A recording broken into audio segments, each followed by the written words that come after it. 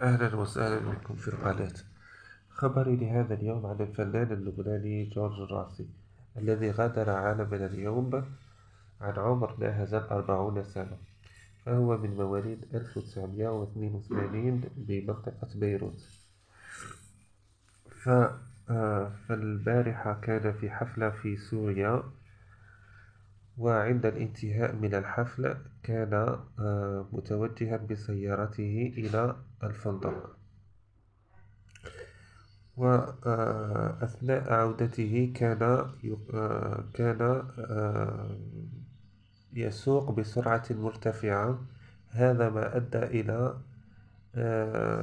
أدى بالسيارة إلى القيام بالحادث،